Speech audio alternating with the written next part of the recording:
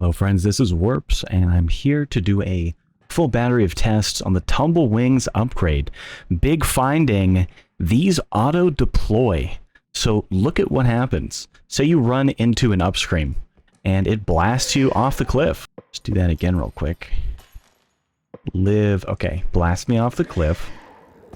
So normally you'd die, but my wings auto-deployed, and I have enough momentum, thrust, wing control, whatever it is, to just fly forever. And I was able to counter my own death using this. So I'm trying to figure out the exact minimums you need for this. And for this exact fall here with this upstream, it was 9. 7 under normal circumstances is enough for you to like barely sustain flight when you take off if you look up, and you'll barely maintain it. For 8, you can maintain it better and move around a little better. 9, it's not that bad. 10 is where it starts to become pretty good. You're like kind of neutrally buoyant, and you can kind of control where you're going pretty easily. This is at 9, and it's honestly still pretty easy. I would say 9 is the minimum if you're trying to use this as a way to prevent dying to pits. Now, 9 is not strong enough for any chance of, like, say you just accidentally fall off and you want it to auto deploy and save you. For this height, I don't think it's actually possible. If you were to hit Q as you were falling to give it a bit more time, there's probably a number where it would work. Let's just see if it's possible at all. We'll just, okay, well, I lost most of those. Just spawn a huge stack of these. Some crazy amount. Okay, 25. So what if I, okay, hi. Now, I'm just duct taped to the ceiling at this point. Like, that had 0 risk. Problem is, you start to get into these loops where you want to go down, but then you falling down puts you back into tumble, which then makes you go back up. So this is kind of an issue. I don't know what you're supposed to do about that.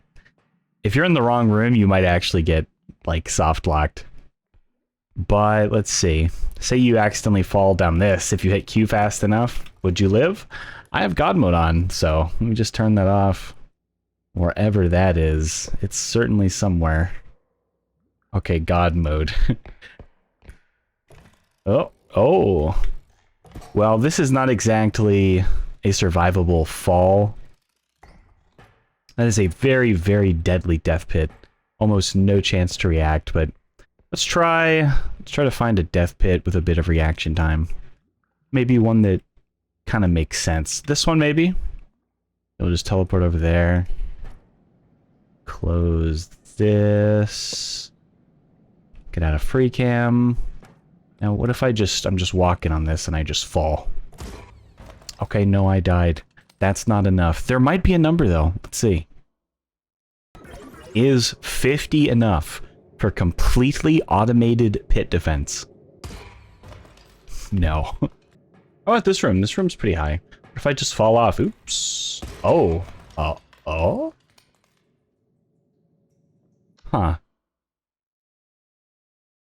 I don't know what happened there. Did I just take, like, fall damage from the ceiling?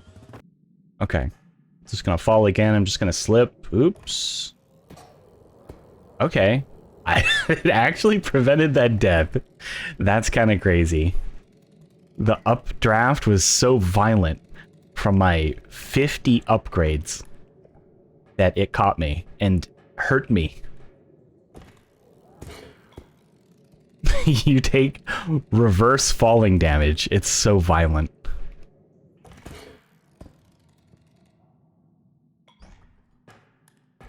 I'll just hit Q. Okay, wait. Jump slightly and hit Q. Holy elevator. This is not safe at all. I have such violent upwards lift that I can barely even control where I'm going. I'm basically just taping myself to the ceiling. But if all you care about is escaping dangerous things, like you get in this situation, you're like, oh no. You just, uh-oh. Okay, well, don't fall back down. 100 Tumble Wings upgrades. Now I will casually fall.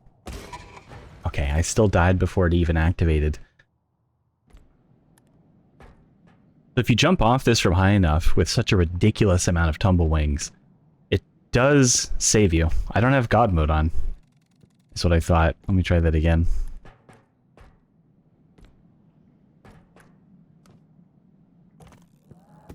Okay, yeah, now I don't have God mode on.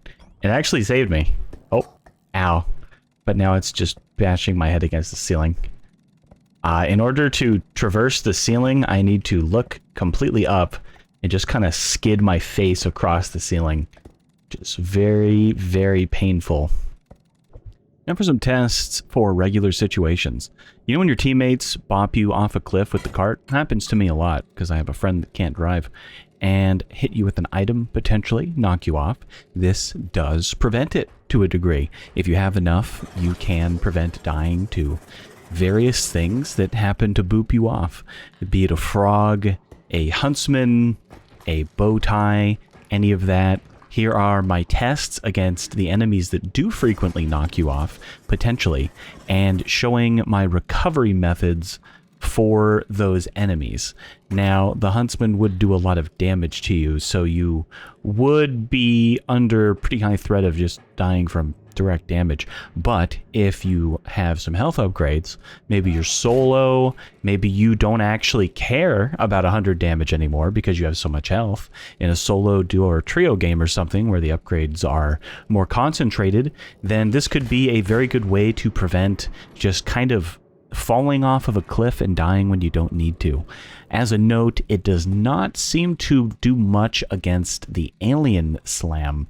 As I tried that, you'd think it may let you like fly out of the radius, but they did think about that, and you do still take the damage. Bowtie is a pretty big issue for knocking you off of cliffs, and this does seem to actually prevent falling in most cases.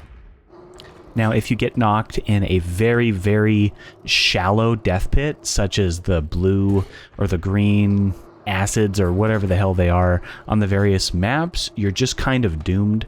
There's very, very little grace period for you to reflexively press Q. But with many death pits, with even the smallest amount of reaction time, you can hit Q and prevent your own death. So this is a really big change. There was kind of nothing you could do about death pits before, that they were just the final boss, the ever-looming threat. Now you can do a little bit against them, so solo players rejoice. I'm sure Cynic will be enjoying this upgrade and this update, as he is deathly scared of death pits, for good reason.